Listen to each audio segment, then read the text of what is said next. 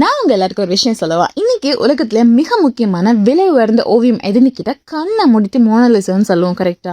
ஆனா 110 வருஷத்துக்கு முன்னாடி வரைக்கும் அந்த ஓவியம் அந்த அளவுக்குலாம் பிரபலமா இல்லைன்னு சொன்னா நம்புவீங்களா? ஒரு சாதாரண திருட்டு இந்த ஓவியத்தை உலக புகழடைய செய்யறதுக்கு காரணம் என்னன்றதை இப்ப சொல்ற நோட் பண்ணிக்கோங்க. 1911 முன்னாடி வரைக்கும் பிரான்ஸ்ல இருக்க லுவர் அப்படின்ற அருங்காட்சியகத்துல ஏதோ 10-11 ஓவியங்களா இந்த மோனலிசான்ற ஓவியத்தை வச்சிருந்தாங்க. அப்ப யாரும் பெருசா இதை கண்டுக்கல. திருட்டு போன அன்னைக்கு ஆகஸ்ட் 21, 1911 அன்னைக்கு அந்த மியூசியத்துல வேலை செஞ்ச வின்சென்சோ பல்கியாவோ அப்படின்ற ஒருத்தர் யாருக்குமே தெரியாம அந்த ஓவியத்தை காட்டி தான் கூட்டுக்குள்ள மறைச்சு வச்சுட்டு வெளியே ஓடி போயிட்டார். வேடிக்கை என்னன்னா, ஓவியம் காணாம போய் 24 மணி நேரம் கழிச்சுதான் அங்க இருந்த செக்யூரிட்டிக்கு இப்படி ஒரு ஓவியம் திருடு போயிருக்குன்றதே தெரிய வந்துச்சு. செய்தித்தாளெல்லாம் மோனலிசா திருடு போயிடுச்சு அப்படின்னு பெரிய பெரிய தலைப்புகள்ல செய்தி எழுத ஆரம்பிச்சிட்டாங்க. அதை தேட ஆரம்பிச்ச உலகம் அப்படி என்னதான் இருக்கு இந்த ஓவியத்துல அப்படின்னு தேடி தேடி பார்க்க ஆரம்பிச்சாங்க.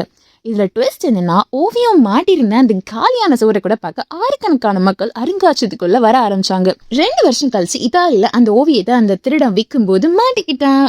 ஓவியம் திரும்ப கிடைச்சப்போ இது உலக புகழ் பெற்ற ஒரு மாபெரும் லெஜெண்டரி ஓவியமா மாறிடுச்சு. இது The Great Mona Lisa. Okay, bye.